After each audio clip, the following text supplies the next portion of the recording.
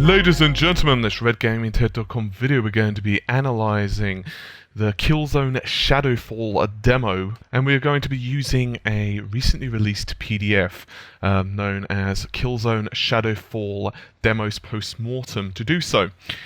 In this PDF it gives indications of the utilization of the GPU, CPU, the amount of memory used, as well as the special effects on the various scenes, resolutions of textures, frame rates that are being achieved, and various other things that they want to add into the title before it's actually, well, released.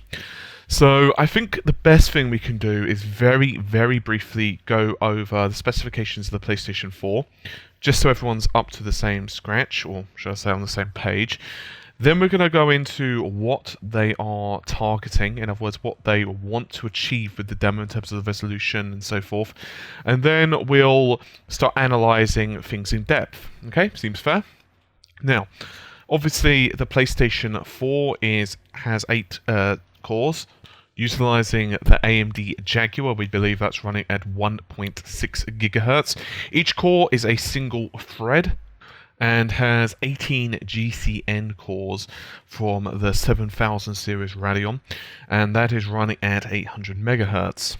Obviously, a lot has been said about the PS4's memory, and as you're most likely aware, we have 8 GB of GDDR5 memory, giving you about 176 GB per second of overall bandwidth. Okay, now we're on the same page. I think it's good to move on to what their targets are. They are looking for a solid 30 frames per second throughout the game, and they want to do this at 1080p. Bear in mind that the previous generation, in other words Xbox 360 and PlayStation 3, were aiming towards the 720p range, but of course towards the end, a lot of the resolutions of internally at least were actually a lot lower than this. Mostly, because of lack of GPU power. But right now we're looking at 1080p, and it's actually impressive just how much life is actually remaining in the system. In other words, they are not really scratching much below the surface on the PlayStation 4 with this demo. Now, those eagle-eared and eagle-eyed among you will also notice that they are using FXAA. This is not a very highly intensive form of anti-aliasing, and they're actually considering moving on to a different type. They're actually working with Sony's Advanced Technology Group on a new form of anti-aliasing, which they are dubbing to be TMAA. However, for the purposes of the demo that they've demonstrated, it is simply not running yet. So they are only using FXAA. However, it still looks pretty damn impressive, as I'm sure you'll all agree. So anyway, let's jump into some actual analyses, shall we? Now, as I was saying earlier, they're actually aiming at 1080p with a solid FPS of 30. And they do not want to use any cheats here. And by which I mean, they are not looking to put in low resolution textures on certain busy areas. They don't want to, reduce the resolution of certain texture effects or whatever. They want to keep the demo, or shall I say the game, as pretty as it can possibly be. So what about the actual CPU? Well, this is, of course, once again, talking about the demo CPU load. I just want to reiterate this a couple of times because obviously the full game is going to be a bit different. They're most likely going to have been able to optimize certain things here and there, and maybe they will remove one or two things as well, such as I mentioned, anti-aliasing, although that doesn't really affect the CPU load that much, but regardless, I just want to point it out. Anyway, in the demo CPU load, there were 60 AI characters, 940 entities, with 300 being active, 500 particle systems. That's pretty damn impressive. As I'm sure you're aware, particles are, well, everything from dust and debris and whatever else. There are 8,200, that's 8,200 physics objects. You have 1,500 of those keyframed and 6,700, if I can speak some English, static.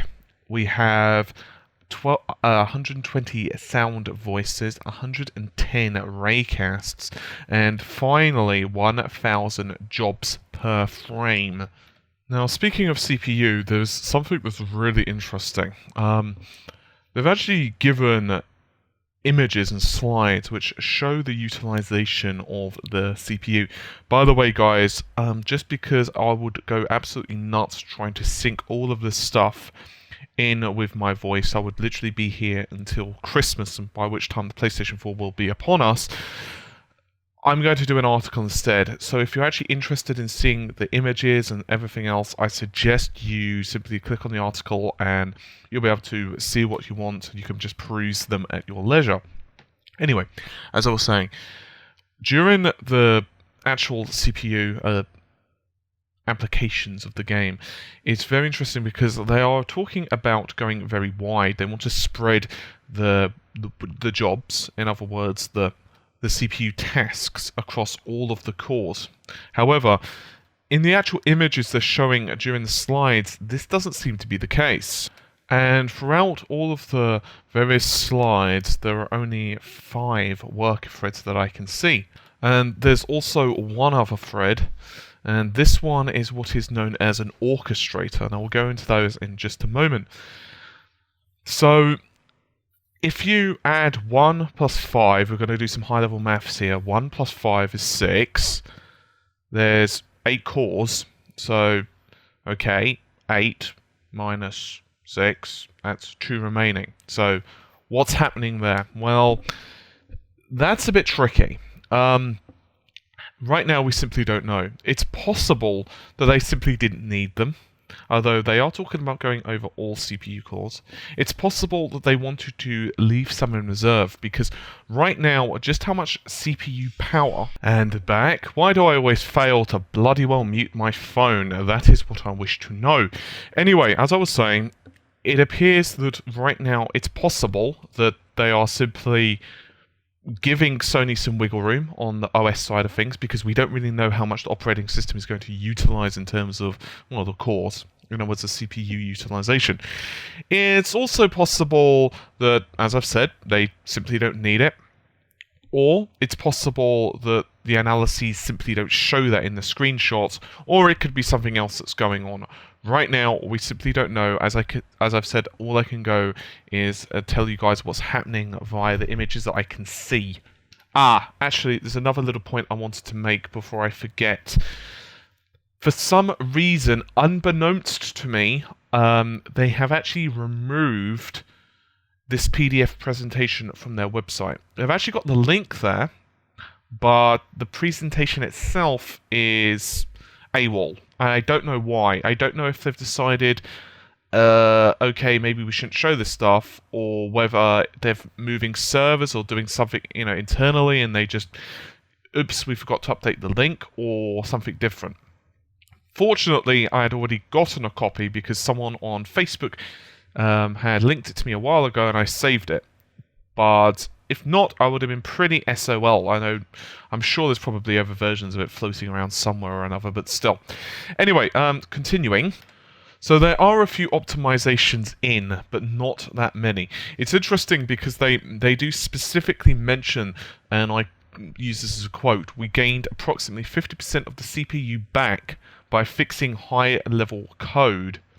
Now, you may remember that I was talking about this orchestrator, and this is going to be very similar to the PPU on the PS3.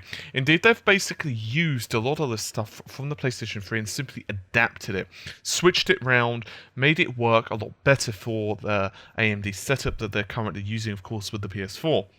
Now, the purpose of this is for developers. In other words, it's to say to other developers, and Sony are actively encouraging this, by the way, hey, you know what, we're making this game, and here's how we did X.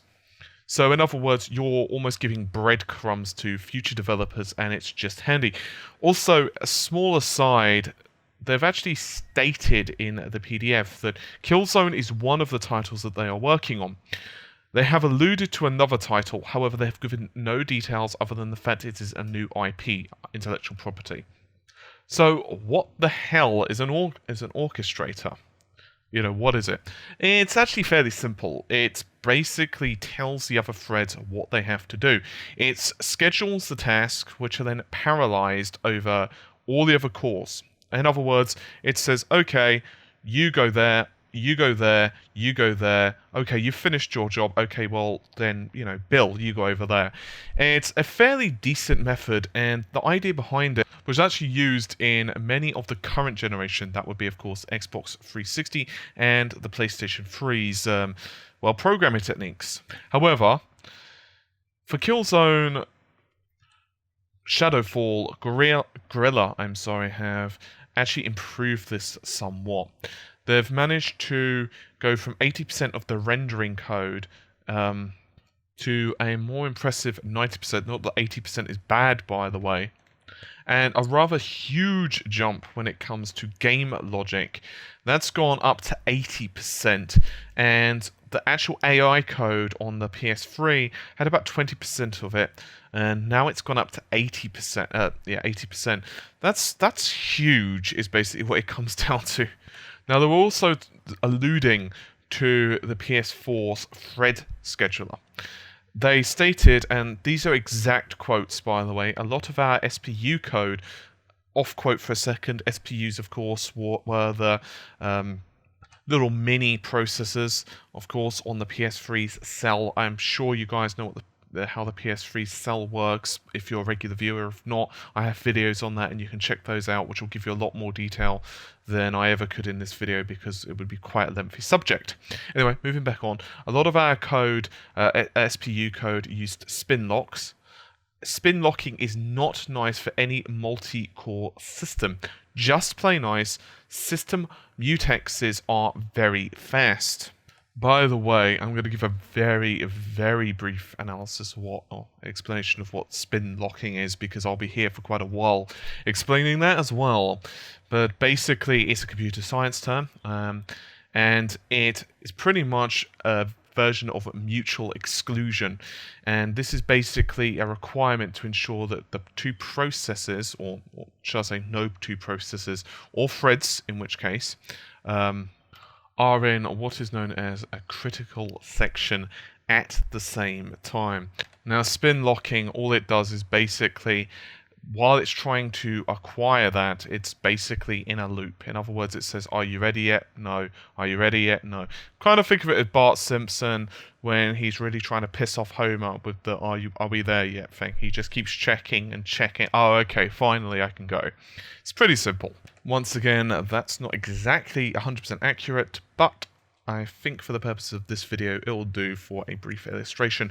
I really have to make a tech kind of video going into a lot of this stuff, but for now you can either Wikipedia it or you can wait. It's not particularly that important for the purposes of this analysis anyway.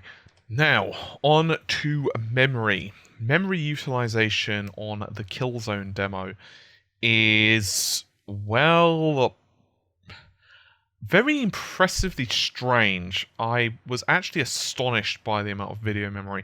I'll quickly go into the overview and then we can break them down. So first up is system memory. Now, this contains pretty much everything that you'd, well, expect. This contains things such as sound, havoc scratch, game heap, animations, AI, physics, blah, blah, blah. It's interesting to note that our system memory, sound on the Killzone demo actually was the biggest, taking 553 megabytes. Now, once again, I'm not going to bother to read all of this because I'll be here until Christmas. I will put these images available on RGT, so click on the link. I'm not sure 100% it will be up today. I know that's pretty shitty of me, guys, but yeah, I'm going to be extremely busy. However, tomorrow I have off work.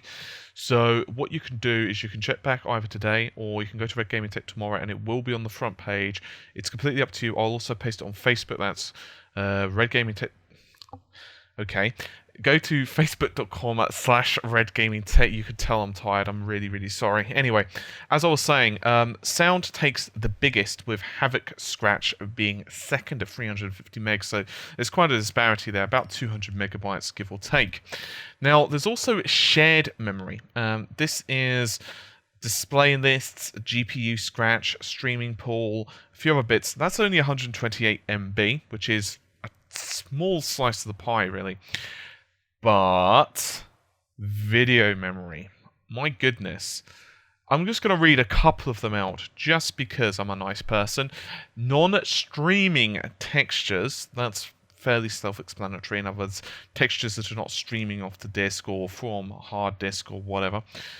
1,321 megabytes. And then render targets, 800 megabytes.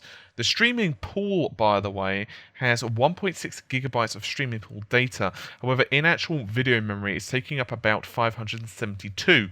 And meshes, believe it or not, take up 315 megabytes. Now, we'll go into the exact level of mesh detail and that type of thing when we're talking about GPU load later on. But holy crap, dude, that is extensive. That is a lot of video memory is really what it comes down to. I don't think it takes a particular genius to figure that that is an absolute ridiculous amount of memory. It's not quite pushing the 8 gigabytes of memory on the PlayStation 4, but one thing that is definitely worthy of note, 176 gigabytes of bandwidth, 176 gigabytes of bandwidth. We've been hearing that consistently bandied about, right? The strange thing is that in this demo, it's very, very, very obvious that, quite simply put, despite the fact that it's a gargantuan amount of memory bandwidth, they still have to do quite a lot of optimizations for it. And they're doing this numerous ways. Obviously, improvements in the code and so forth, but also the use of small pixel formats, which obviously reduce the overhead. And this is what I've been saying for a long time. The problem is, there's never such thing as an infinite resource. I don't care how powerful your GPU is, I don't care how powerful your CPU is and so forth. There's a finite limit to it, and honestly speaking, developers could be a bit more careless with the code at the start. In other words, at the start, yeah, they're not pushing the hardware as much, but obviously as time goes on. So, I'm sure many of you are saying, okay, well, all this is nice, but what's the actual physical difference between the PS3 titles and the PS4? Well, there are numerous. The first is the PS4 Polygon models. Now, we're looking at 40,000 polygons versus 10,000. Now, bear in mind, this is if you get very close. Now, this is what is known as LOD, and level of detail, and on the PS3, it would utilize 3 different LODs. So, in other words, the closer you got to something, the more detail it is. It's kind of like, in real life, if I was to print out a ridiculously complicated painting, but I was to put it, I don't know, half a mile from you or something, you could probably just see maybe a distinct series of blobs, maybe not, because obviously it's a very long distance, but maybe, 100 feet. You'd see like maybe a good series of blobs or something. On the other hand, if you were to be really close up to it, you could actually make it out. In other words, it's very similar to the game as well. There's no point throwing away, if you will, those resources to render something if, in reality, the player's too far away anyway. So, the best, basically, as good as it got on the PS3, was 10,000 polygons versus 1,024 by 1,024 textures. On the other hand, things are very different for the PS4. The PS4, you actually have 7 LOD models. So in other words, you have a lot more of a smooth drop-off. This is very important. In other words, things are going to be a lot smoother as you slowly taper away. So, level 1, however, is 40,000 polygons. Level 2 is 20,000. Then you're looking at 10, 32, 800, 350, and then finally 150. Rather astoundingly, we're also looking at 6 2000K by 2000K textures for the body, and there was also detail maps for the and head textures as well. These are at 10 ppi, and everything is authored at 4K. It's fairly obvious as well, given details from the white papers as you read them, that they are still making a variety of changes to the optimizations, and they're still not really 100% sure what way to go with some stuff. Indeed, the geometry itself is utilizing about 35.95 of the time. On the other hand, effects are only using just a smidgen over 10%. Lighting, what about lighting? Lighting looks great. Well, believe it or not, it's not even using 1% of the total time. It is possible that since they're still trying to figure out exactly how much oomph they can get from optimizations. Once again, I just want to illustrate, none of the resources on PlayStation 4, I don't care how powerful, how much money it costs to produce, the resources are still finite, especially since they're still finding their feet, in other words, still trying to figure out how to even use it properly. However, it is possible that they could possibly maybe double the polygon count. Now, obviously, that isn't to say they will be able to, but possibly up to double the polygon count, maybe another 20%, 30%, certainly. Now, lighting is absolutely beautiful in Killzone. I don't think many can argue against that. Now, unfortunately, the lighting itself is an absolutely massive subject. They actually released another PDF, which I do have, and I'm probably going to have to cover that in a separate video, because honestly speaking, this video would probably turn into an hour and a half to maybe even 2 hours if I were to do it all in this video. And also I want to, well, do an article for both as well, because honestly speaking, and I do mean this honestly, when it comes to some of that stuff, it's very visual, and when it comes to the lighting especially, because they actually give they give comparative shots with it on versus off, and speaking from the bottom of my heart, I don't want to shortchange the video by doing a half-assed job, and to be honest, I would be fit for an asylum if I tried to do it all today. So I'm gonna do the lighting tomorrow, most likely. I do have a day off tomorrow, fortunately. But what I can do is just briefly go into it. So once again, if you're not subscribed, do so, or just check back the channel tomorrow, or go to our Facebook, or go to the website, whatever you feel comfortable with, and you'll see more. Anyway, I'm going to briefly go over the lighting. Now, fortunately, it is using full HDR. It's actually using the linear space system, and it's basically an improvement, a massive improvement, an evolution, if you will, from the previous techniques used in Killzone, starting in Killzone 2.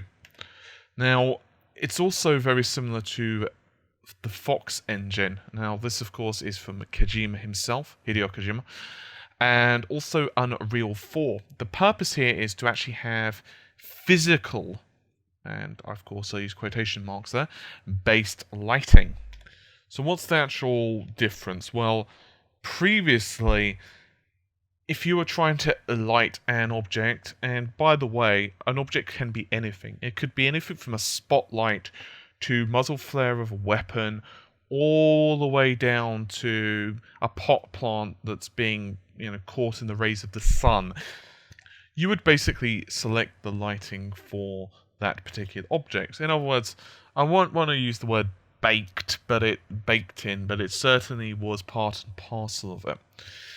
Now, this is a bit different to now. Now, the actual materials attributes, or the object's attributes, and the materials it's made out of, how smooth it is, various other bits and pieces, these are all taken into account, and they are seen as almost, well, a base. In other words, I mean, you guys probably have a cell phone or something with a flashlight function, or you have a flashlight near you, or desk lamp, or whatever. Go ahead and put a couple of objects that have roughly the same color, and roughly the same kind of shape. But if you light them, you can see differences on the way the material itself actually looks. Some may be more glossy, some may be more matte, some may of course be somewhat translucent, some may be more opaque. You get the idea. Even different materials, and by materials I mean fabrics, I should have been more clear there. Even clothing and so on. This is just one of the ways you can much better help to illuminate a scene. And one of the problems with games now, of course, not that games now in terms of lighting looks abysmal or anything silly like that, but what you'll notice is that oftentimes objects are almost baked into the sun, and this is especially true for certain FPS games. I won't really mention any of them in this video, but when you go out, you just kind of feel blinded for a second because of the ridiculous amount of lighting. And this was very similar, actually, and this is somewhat going on to a tangent, but this is very similar and reminded me, reminiscent, if you will, of when graphics were starting to improve on games. This is very true in the early PS2 and Dreamcast era. I don't know if you remember, but some of the games had this almost too shiny effect.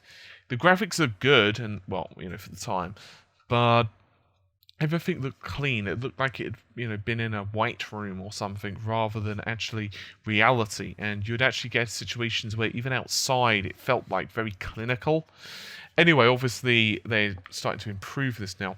Now, as I said, this is very different to previously, and Unreal Engine 4, of course, also uses this. In the lighting video, most likely tomorrow, as I said, I'll be putting out a lot more comparisons so you guys can check that out. Anyway, I'm going to move on to something else. Now, we also know about the post-processing on the demo, and there was quite a bit. I've already mentioned the FXAA. As I've said before, this is temporary. However, there was a different... Well, there are also different effects, of course. There are real-time reflections, which look absolutely phenomenal.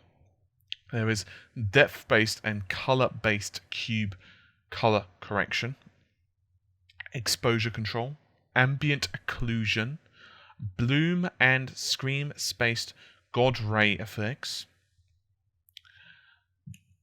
bokeh, however you wish to pronounce it, depth of field and emotion blur, extensive artist-driven lens flares as well. Now, interestingly, in regards to the particles in the game, they're actually stating that they are, and I quote, I'll read the entire quote actually, probably the most extensive and customizable system we have, can render in full resolution, or half resolution, or in deferred mode, can read from and write to the G buffer, can spawn another particle's meshes and light and sounds on impact. Sorry, I know I sounded a bit smiley when I read that part, but that was pretty awesome. All particles use artist creative shaders, just like any other objects. Engine supports deferred lighting and shadowing of all particles. Each particle can sample from force fields. Our artists place forces. All of this means artists don't need to create millions of particles to achieve the desired effect. I'm going to continue to read the quote just because I think this kind of explains things fairly well also. All particles are generated on the CPU. Off quote for a second, we're going to speak about that more in a moment. This is done in 10 ms, milliseconds. Manager job determines what is visible and needs to update. One particle logic updates job and one vertex job per subsystem. There are, however, exclusive code optimizations for the PS4. I'm going to read those out. Update static particles early after the camera is available. Use simple double buffered linear allocated to avoid contention. Only generate vertices for visible particles and plans to move to compute. I want to point that out in the future. Right now, this is being done on the CPU, and I want to get into this now as well. At the end of the slide, what we've learned, it's not what we've learned, but what they've learned, and they're passing on. PS4 is really easy to program for. Wide multi-threading is a must. Consider using jobs. Be nice to the operating system thread scheduler and avoid spin locks. The GPU is really fast. Watch your Vertex shader outputs. Don't be afraid of using conditionals. GDDR5 bandwidth is awesome if you map your memory properly. Use the smallest pixel format for the job. Finally, use compute and tell us about your experiences. So, use compute, it says. Unfortunately, right now, there seems to only be one compute job in the entire demo. This is very interesting. Sony obviously touted a lot about the power of the PS4's graphics cores and just what they can mean for compute jobs. I'm sure many of you know what those are, but I'll go into that in a second, just in case you do not. But, well, they haven't really used it. Obviously, they do want to.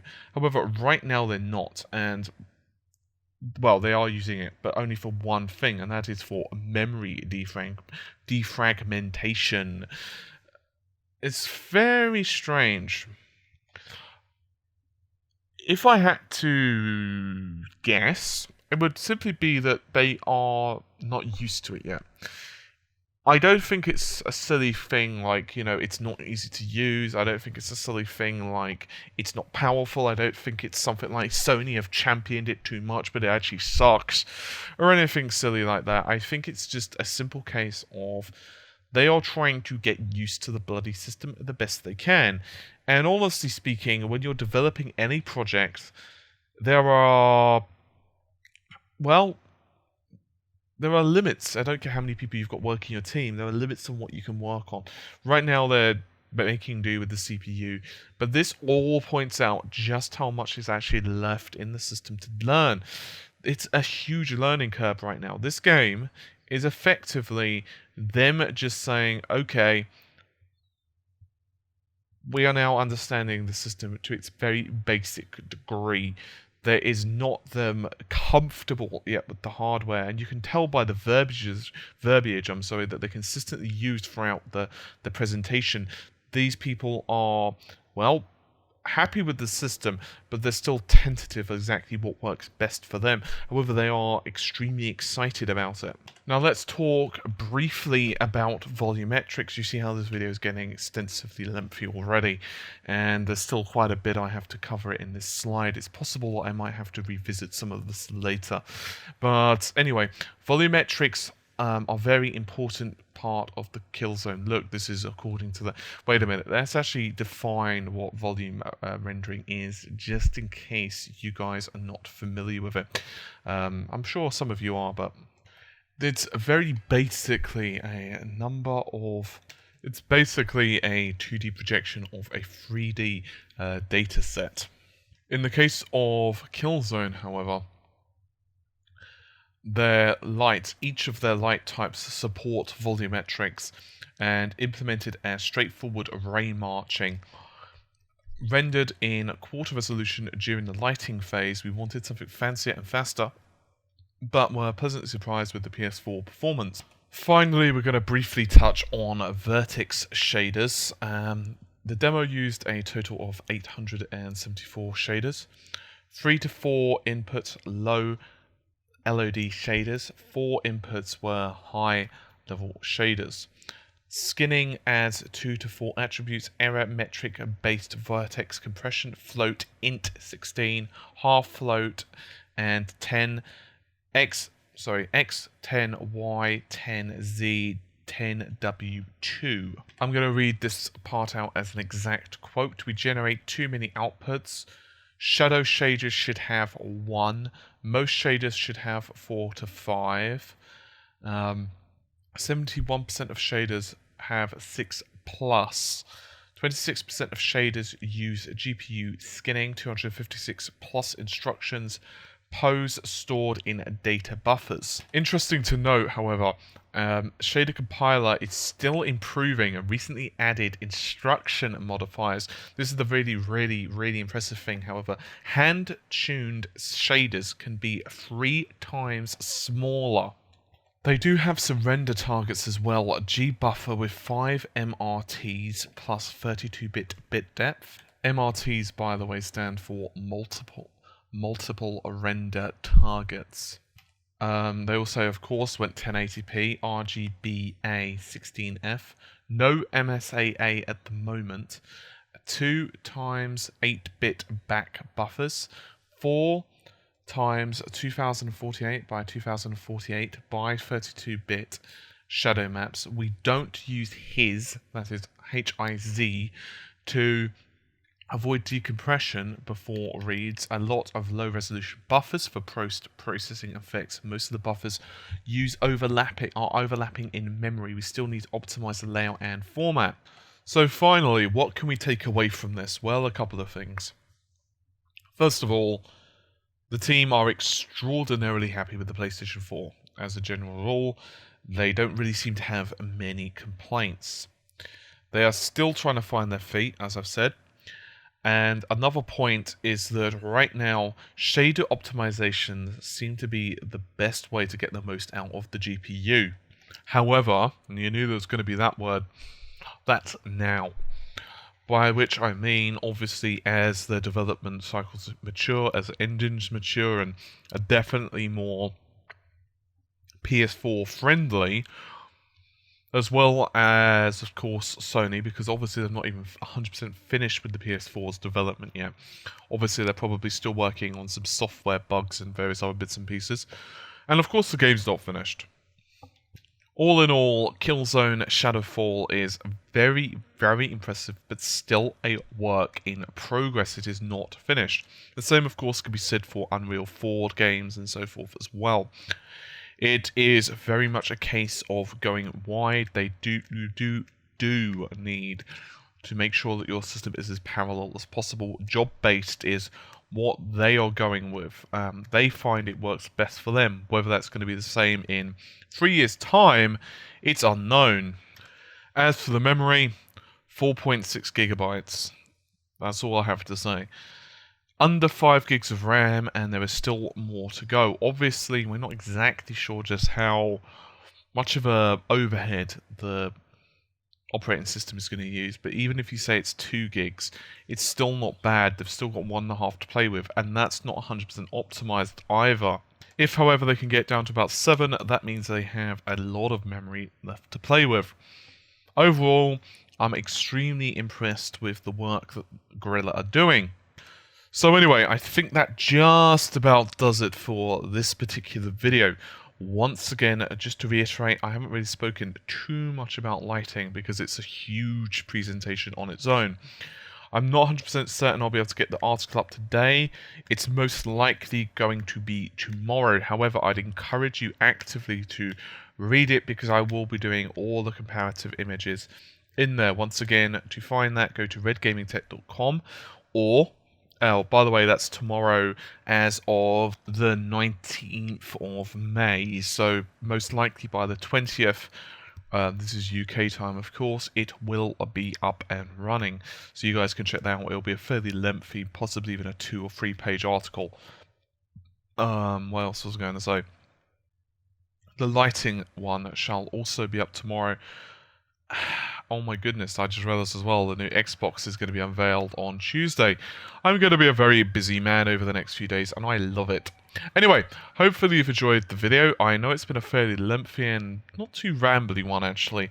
I know there's some areas I possibly haven't touched upon. I'm going to recheck over the PDFs, and I'm probably going to make a clear-up video as well, possibly, depending on if I've left anything. If not, I'll probably cover anything small in the article as well. Anyway, that is it for me, so hopefully you've enjoyed the video. I will see you soon. Take care, and bye for now.